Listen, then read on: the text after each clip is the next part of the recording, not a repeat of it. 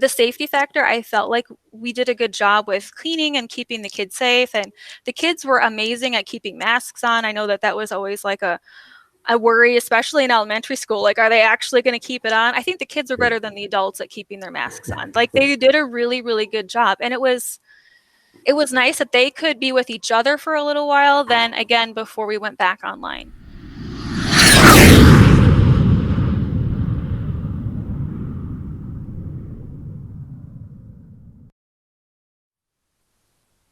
Hello, and welcome to our SV35 team and families.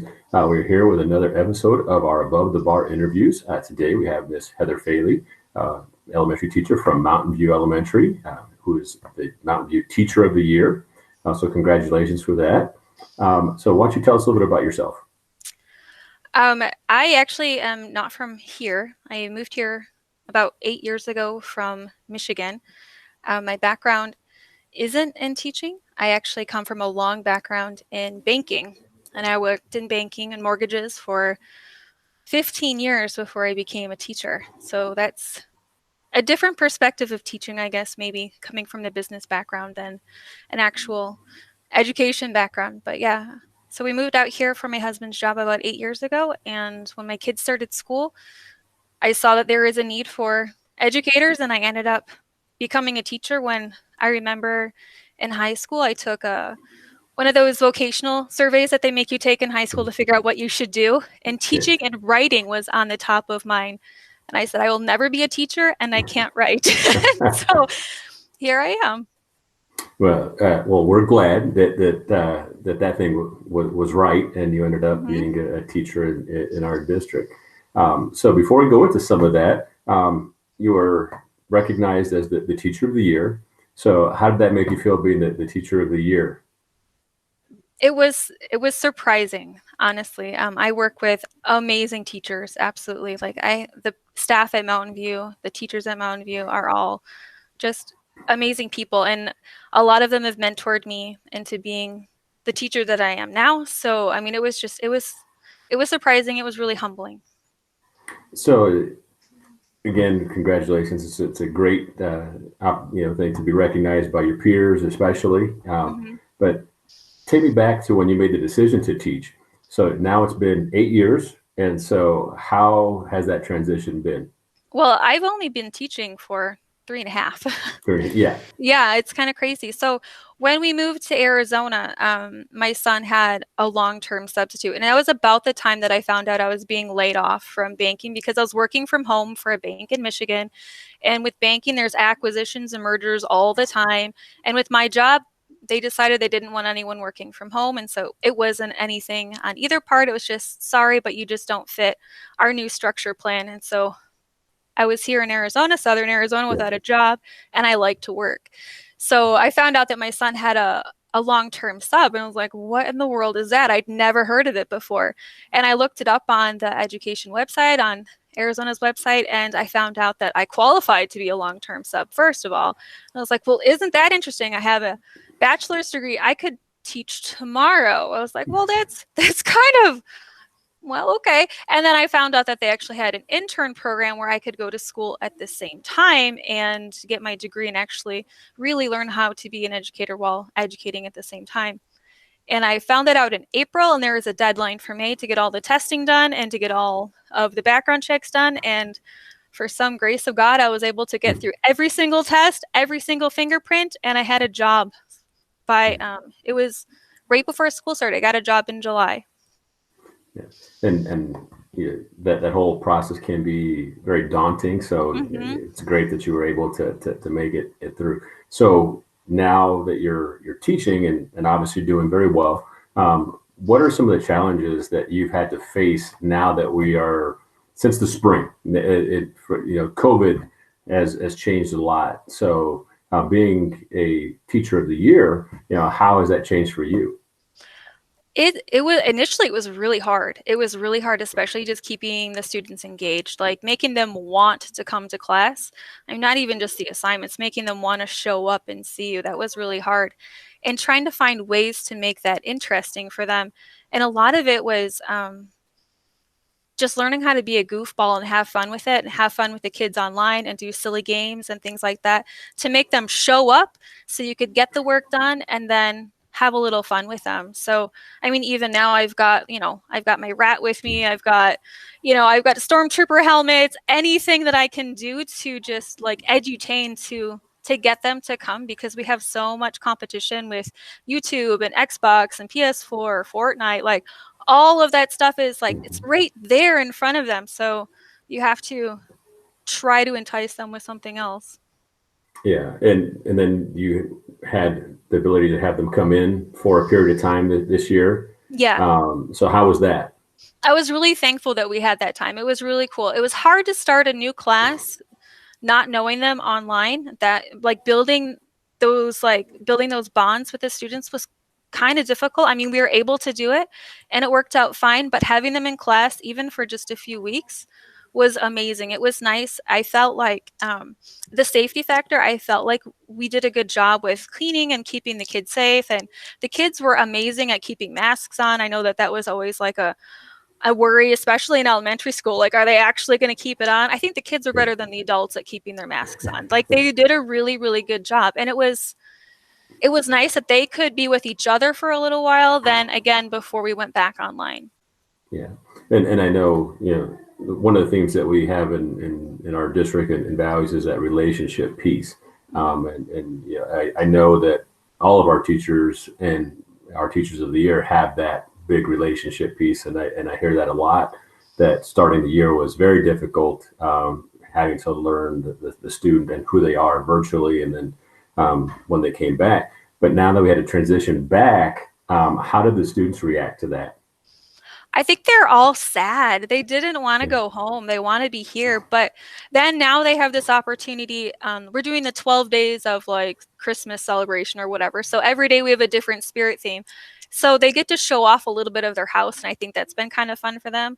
We had pet day. And so we took pictures of all the kids and their pets. And so I got to meet birds and dogs and chickens and everything else. So, you know, it's I know that they miss being in school. They love being with their friends and they love being able to just kind of have fun in class, and they're like, school home's kind of boring. And so, Yeah. but I think attendance wise, I think they more come to class now because they know each other and they know the expectations and things like that.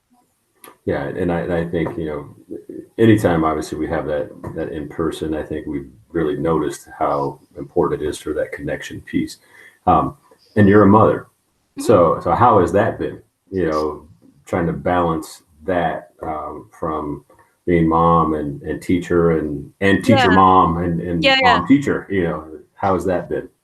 It's been okay. I have a middle schooler. He started sixth grade this year and he's doing awesome. He loves middle school. I was a little worried because, I mean, I had a hard time when I moved into sixth grade, but it's like it's no big deal to him. He's Mr. Technological Wizard and he tells me everything that I do wrong. And he's the one who helps me with, you need to upload things to YouTube, not to Screencast-O-Matic because people watch it if it's in YouTube. I'm like, okay. So he's a big help. The little one is in first grade. And that can be challenging, especially when we were at home and we were teaching from home last week and the week before. And he would, as soon as he hears kids, he's like, oh, his whole like life lights up. And so he just like comes in, and then you're kind of like, not right now. And so he just wants to be like the center of attention with all the students. So that part was a little challenging. But Yeah, besides that, I mean, I, they love being here and they love the schools. So yeah. I'm couldn't be What, happier with our school district. what Well, that's great to hear, and I know it's challenging, not as a teacher, but also as a mom, and then for the students to be part of that and make sure that they're learning. Mhm. How do you feel that they're progressing? I mean, I know it's not the same, but do you feel that they're moving along? I do. And I had a talk with my teammate about it because we were originally like really worried about, are they actually going to learn anything this year or is it just going to be a review of last year? But we really do feel like they're learning, they're interested. We started long division, and long division is probably one of the more difficult things that they learn in fourth grade. And it's hard to teach it online. It's hard for them to see it. Like It's usually we have like manipulatives and things that they touch and feel, and we don't have that. But we've been able to find alternatives, and I do feel like they're learning it. I think it takes a little longer, but I do feel like they are achieving it and they are learning.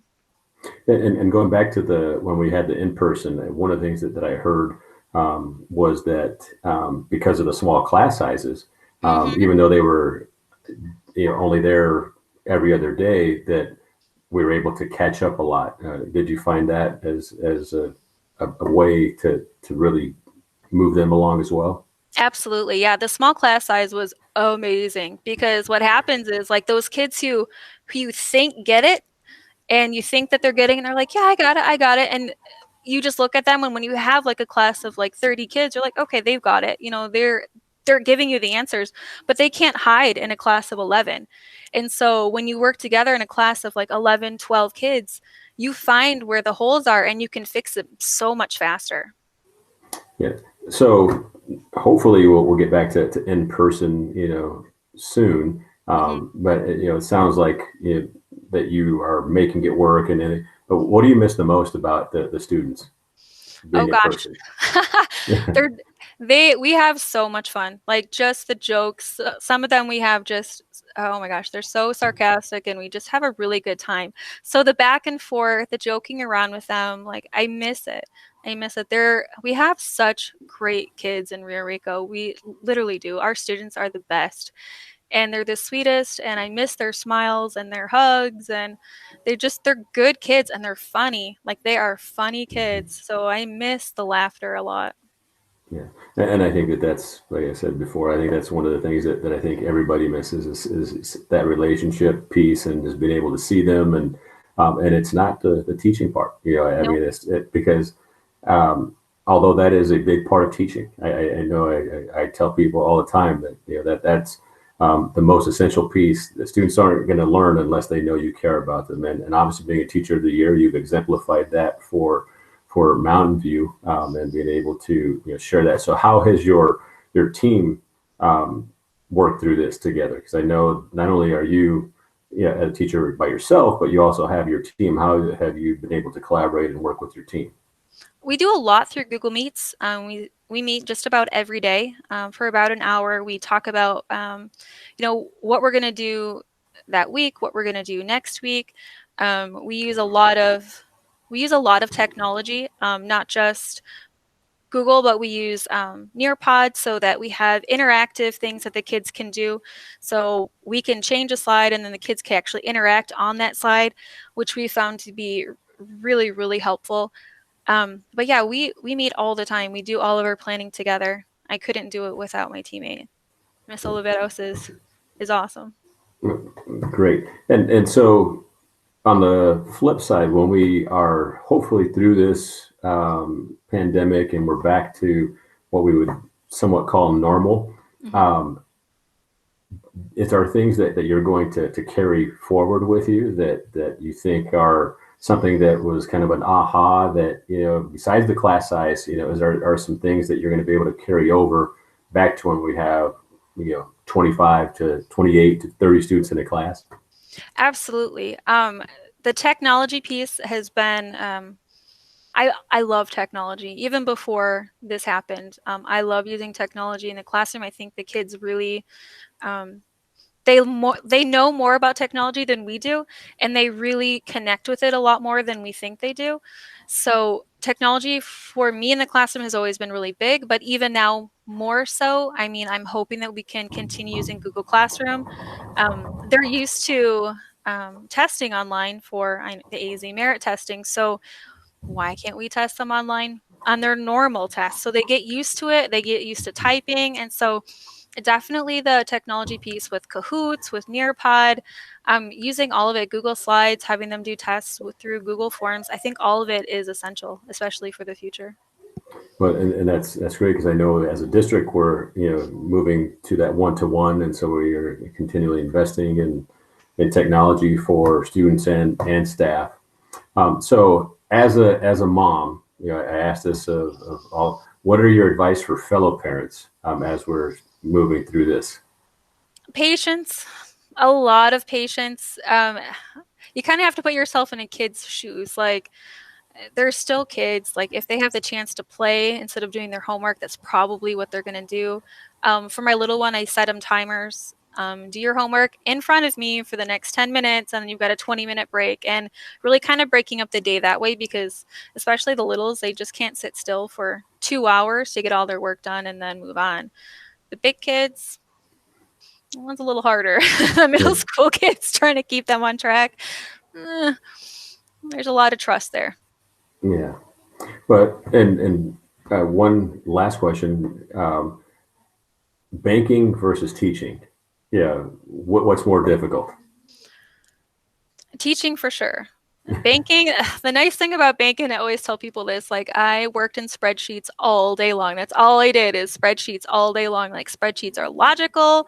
They tell you exactly what the data is. Like, there's no doubt about what your day is going to be like with spreadsheets and numbers and money. It's very logical. Every day that comes in, I have a plan, and every day I leave, maybe I met half that plan and everything else is like, but I have to say that teaching, I've never laughed as much at a banking job than I have at my teaching job. So Yeah. there's that too. Well, that's great. And we thank you for being part of our team and doing all of the hard work that you're doing, not only through this pandemic, but before and I'm sure after. And we appreciate you being, again, part of our team. And thank you for being above the bar and being the teacher of the year. Congratulations on that. And we wish you a great rest of the school year and a great holiday. So Thank you so thank you. much. I appreciate it. Thank you.